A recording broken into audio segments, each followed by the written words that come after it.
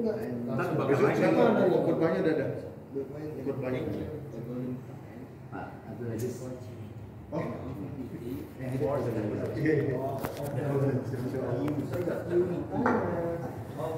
Assalamualaikum warahmatullahi wabarakatuh. Waalaikumsalam warahmatullahi wabarakatuh.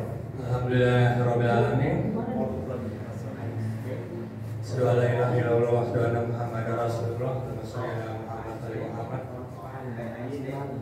Alhamdulillah sekali lagi diberi kesempatan untuk kesekian kalinya membahas apa yang saya pelajari. Jadi bahasanya saya koreksi atau saya memang niat ngomongnya membahas apa yang pelajari. Jadi bukan yang apa saya ketahui. Kalau yang saya ketahui banyak, tapi nggak semuanya saya pelajari. Jadi saya pelajari dulu, kemudian kalau bapak-bapak sekalian tadi pagi sempat melihat link yang saya bagikan di grup, itu bukan yang saya bahas. Itu yang saya bahas pada saat perkuliahan. Karena bagian yang dari dibahas itu dasarnya dari syariah, dari Al-Quran, dari beberapa surat yang ditulis di sini. Ya. Jadi pembahasan malam ini adalah Qardun Hasanah. Ya.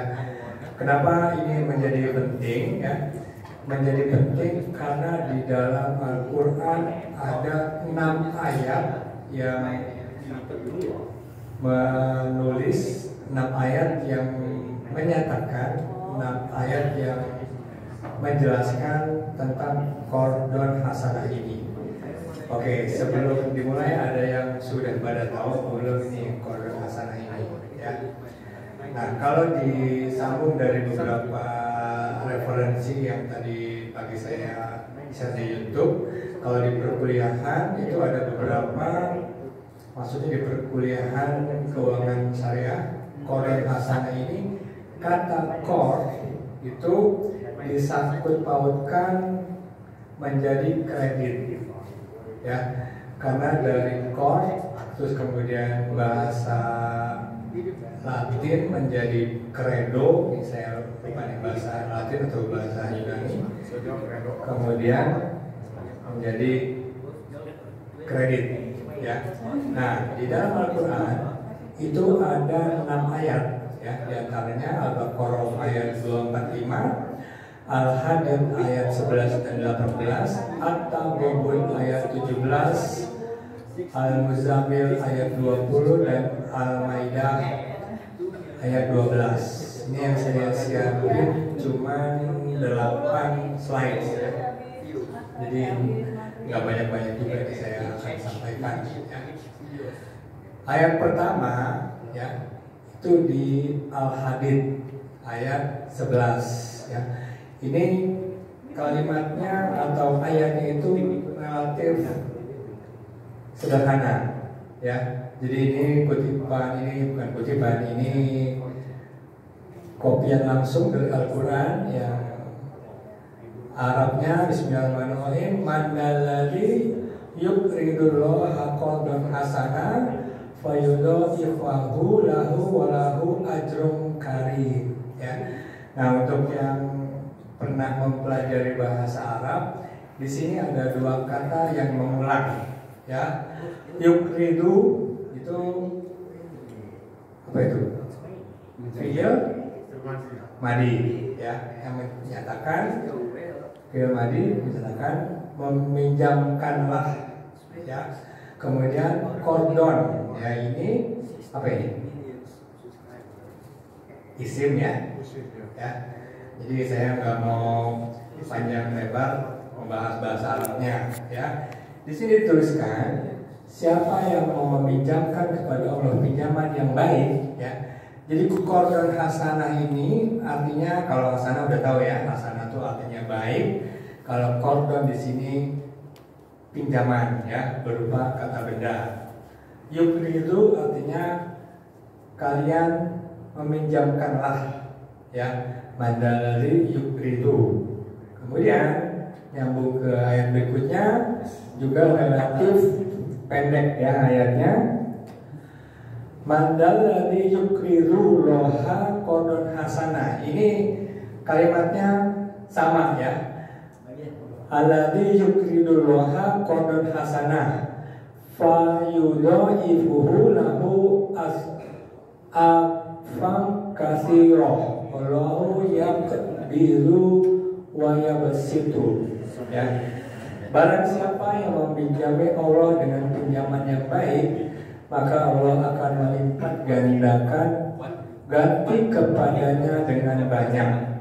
Allah menahan dan melapangkan rezeki, dan kepadanya lah kamu diberikan. Jadi ini ada kalimatnya lebih panjang, ayatnya lebih panjang dari yang sebelumnya ya.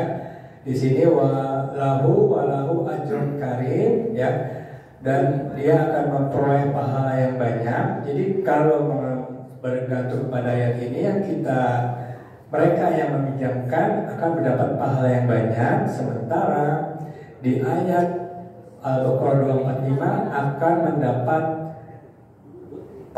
mendapatkan rezeki yang banyak ya. Kemudian ayat ketiga At-Taghabun ayat 17 ya.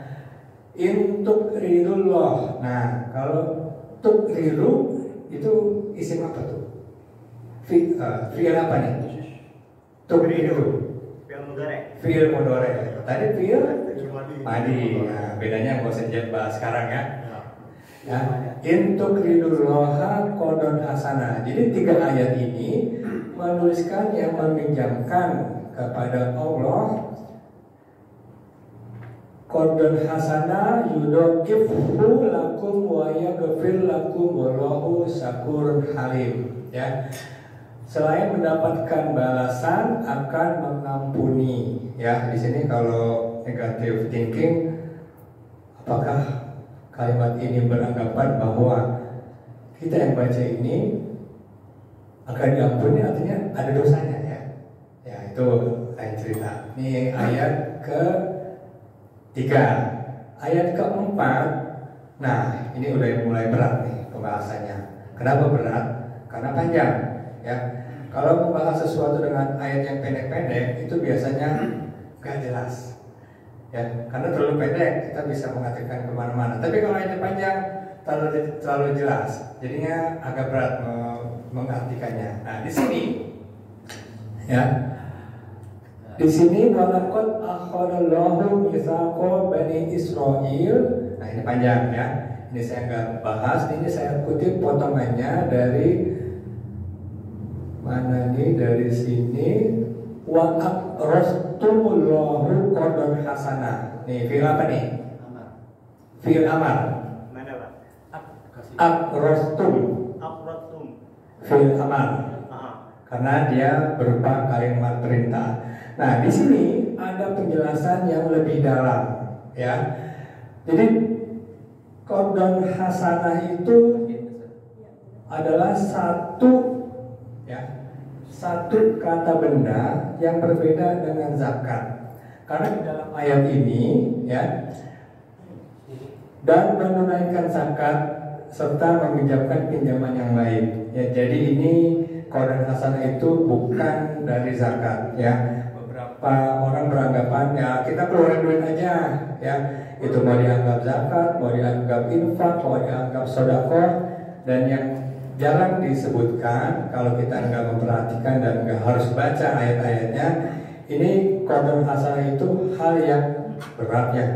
Artinya juga lumayan berat.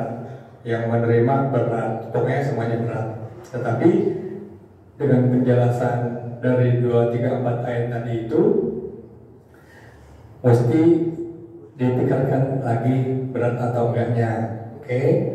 Kemudian ayat beberapa berikutnya ini lebih banyak lagi ya.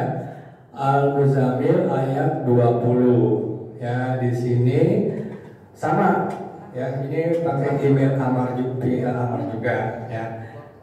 Wa aqridullaha qardan hasanah ya. Nah, di sini ada kalimatnya juga az-zakat. Mana nih di sini? Wa akhrujna yadribuna fil ard. Ada kalimat zakat, ada kata fa'aqru'u minhu wa aqimus shalat wa atuz zakat. ya. Jadi di dua ayat Al-Muzammil dan yang sebelumnya, di satu ayat yang sama, ya, di situ ada ketentuan mengeluarkan harta, ya. Jadi yang satu zakat, yang satu qardun hasanah. Zakat itu kan ketentuannya sudah ada. Kalau qardun hasanah ketentuannya nanti saya sebut, saya bacakan, ya. Nah, jadi ya tadi sudah 6. Nah, etimologi atau pemahaman kata, jadi di sini adalah sebagai pinjaman, ya. Jadi bukan pemberian. Kalau pemberian kan zakat, kita atau muzaki memberikan zakat tanpa beda artinya, ya. Kalau pinjaman itu, nah terus kemudian tadi saya ulangi lagi, Al-Muzammil ayat 20 dan Al-Maidah ayat 12 menggunakan dua kata yang beda di dalam satu ayat.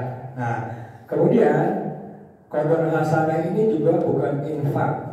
Kalau infak seperti Al-Baqarah ayat 3, wa mimma razaqnahum yunfikun, ya.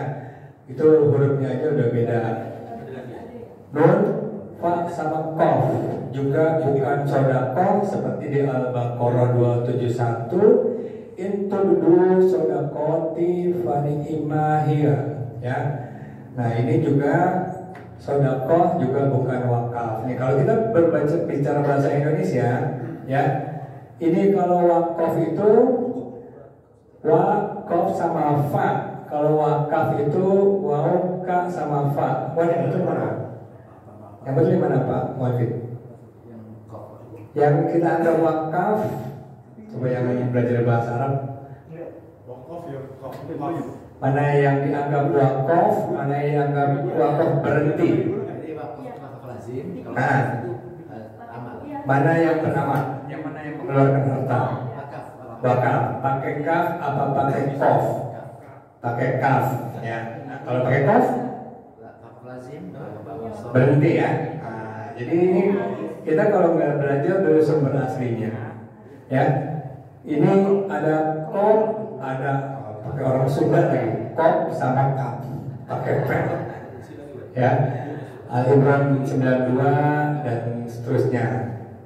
Nah, ini ada pembahasan ini dari saya, ya. Ini dari saya. Jadi pada saat menulis ini, kan kalau tadi 4 ayat itu kalau menurut prinsip penulisan itu namanya sumber referensi literatur, ya, atau sumber pemikiran itu dari mana? Dari 4 itu, ya.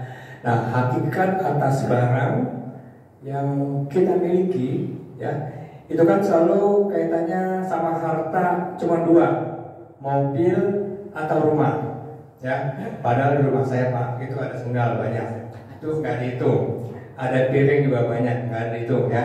Siapapun yang mau ngambil, kalau saya sih boleh-boleh aja mau ngambil piring sendok, cuman kan di rumah ada yang punya.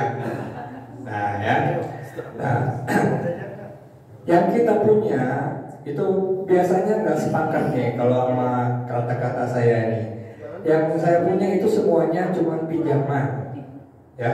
Cuman kalau kata orang banyak itu cuma titipan, ya. Titipan sama pinjaman bedanya apa? Hampir nggak ada kan, ya. Penitipan anak, kalau penitipan anak kita menitipkan anak kita atau anak orang tuanya ke rumah penitipan. Kalau penyimpanan anak juga nggak ada. Nah, itu masalah bahasa kan. Makanya ini bahasa yang menjadi penting, ya. Nah, apa yang kita punya itu selalu kita anggap hasil jerih payah kita. Padahal, ya, apa yang kita punya umumnya itu kita dapetin kadang seringkali nggak disadari, ya. Contohnya, ya, lebih banyak anak-anak yang umur 1 tahun sudah diberikan harta oleh orang tuanya, ya. Tapi bukan dalam bentuk mobil dan rumah. Ini ada anak, ya. Waktu saya kecil, cuman saya juga nggak sadar. Waktu saya umur 1 tahun itu udah disediain, ini tempat tidur nih, buat storing nih. Ini baju, ini sepatu, ini kaos, nih bak buat mandi buat anak. Jadi Jadi semua anak itu umumnya udah diberikan harta yang nggak minta, ya. Sampai TK biasanya semuanya udah disediain, ya. Udah dikasih sepeda, udah dikasih tadi kan baju, udah dikasih makan, ya. Nah, bentar, waktu itu Mas Solil pernah update status apa? Saya pengen lihat lagi, lupa deh. Orang itu tidak diberikan kepintaran kecuali dia belajar. Tuh siapa? Imam Syafi'i. Nah, di sini saya tulis, ya. Jadi kalau anak umur setahun, 2 tahun, 3 tahun, 4 tahun, itu semua hartanya udah dikasih, ya. Nggak ada, ini saya belum melakukan penelitian. Nggak ada anak umur setahun, 2 tahun, 3 tahun yang diajarin cara mengukur jendela. Ini jendela ukurnya 4 persegi panjang. Itu yang susah. Nggak ada juga anak umur 1 tahun sampai 5 tahun yang disuruh hafalin surat Al-Kahfi seperti apalnya Pak Johan, ya. Jadi kalau orang tua selalu memberikan harta, ya, dan anak itu nggak ngaku kalau itu titipan bapak saya, ya. Orang itu udah dikasih sama bapak saya. Nah, dan mulai kecil udah menjadi orang yang pelit, tidak mau meminjamkan hartanya, ya. Jadi hartanya itu ke orang, ya.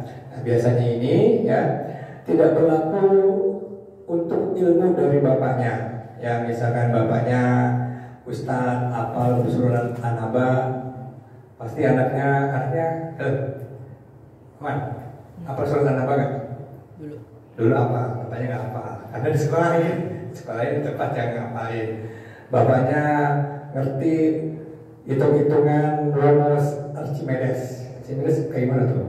Rumus Pitagoras, Archimedes. Itu anaknya pasti gak diajarin sama bapaknya. Waktu kelas 2 SD baru diajarin di sekolahnya, karena bapaknya nggak bisa ngajar. Bapaknya cuma bisa ngasih harta. Maksudnya apa? Maksudnya kalau cuma urusan harta, anak sudah ada yang jamin. Dan kita banyak yang nggak percaya bahwa harta saya sudah ada yang jamin. Ini baru ke masjid aja, berarti saya lama-lama bilang harta saya udah ada yang jamin, ya. Tapi yang lagi bikin roti itu agak kurang percaya, ya. Nah, terus kemudian, ya, ini nyambung lagi, kalau bapaknya dokter, anaknya belum tentu jadi dokter. Kenapa? Karena itu tidak diwariskan. Tetapi kalau bapaknya punya rumah, anaknya dikasih rumah. Bapaknya punya mobil, anaknya boleh naik mobil. Bapaknya punya sepeda, mau sepeda mahal, sepeda udah 2, udah 3, anaknya dapat. Nah, ya. Terus kemudian, jadi yang namanya ilmu itu tidak bisa diturunkan, ya, tidak bisa diwarisi.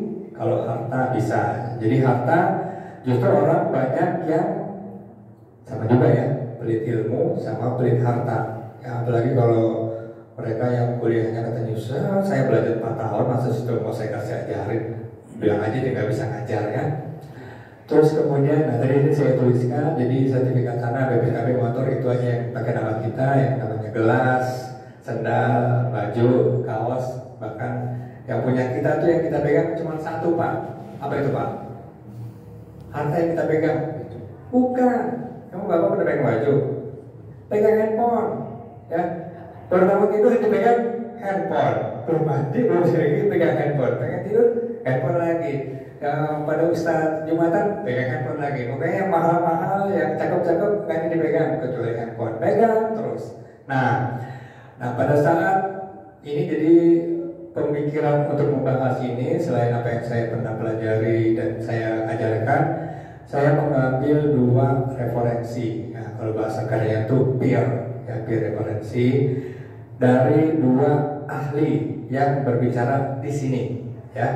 1, saya bertanya-tanya langsung kepada Dr. Abdus Bukhari pada tanggal 26 Agustus. Jadi apa yang Pak Mualifin sediakan ini saya manfaatkan, nih, Pak. Jadi nggak duduk-duduk doang nih. Saya tanya ke Pak Ustadz Bukhari, waktu itu dia bahas apa, saya lupa, cuman mempunyai kesempatan saya untuk tanya, Pak, gimana dengan qadar hasanah, ya? Kemudian dijawab itu contohnya seperti jual motor dengan harga margin, ya, atau seperti betangin, ya, yang dia sandikan dengan satu akad muamalat di luar akad keuangan syariah. Jadi ini kelihatannya akad hukum syariah namanya qiros, ya. Kan sama tuh, qaf, ra sama dom, ya. Nah, qiros itu baru saya pelajari. Kalau qiros itu sama dengan akad musyarakah atau akad pembiayaan untuk usaha yang menghasilkan dana. Jadi sama-sama qaf, ra sama dom, tapi maksudnya beda. Kalau orang sana meminjamkan tanpa mengharap kembali, itu kayak semboyan bubur ya. Nah, terakhir kemarin itu waktu Dr. Umar Usman ceramah, ini tanggal 2 September ini. Kapan? Ini baru minggu lalu ya. Nah, tiba-tiba dia cerita, ya, ini bukan saya tanya, tiba-tiba dia membahas, dia membacakan ayat yang pertama itu tadi. Jadi tadi pertama ayat apa Pak? Dia tiba-tiba membaca ayat ini, ya. Mandalana yukrimul qadasana fa'ayu dha'ifahu lahu al-aqam katsira. Dia akan mendapat rezeki yang banyak, ya. Nah, yang dibahas adalah kan pakai logat Betawi, ya.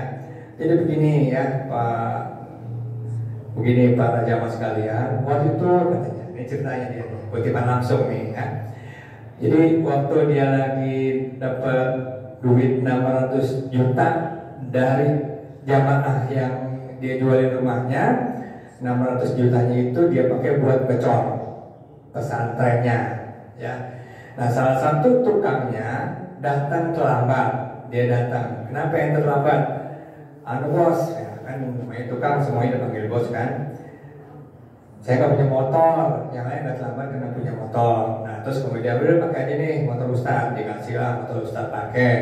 Nah baru dalam waktu 1 minggu kemudian tiba-tiba ada satu jamaahnya yang minta dia untuk datang ke showroom untuk ambil mobil yang dia cocok. Ya dia cerita tuh banyak lebar, ceritanya termasuk pokoknya sih ngambil Alphard, cuman namanya Ustadz nanti kan gak enak.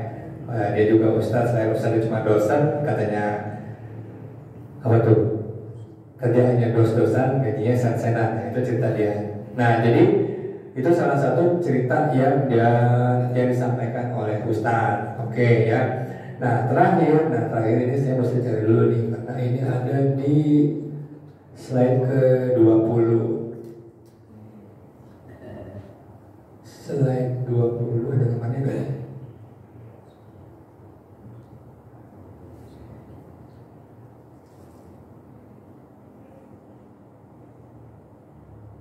Ini dia.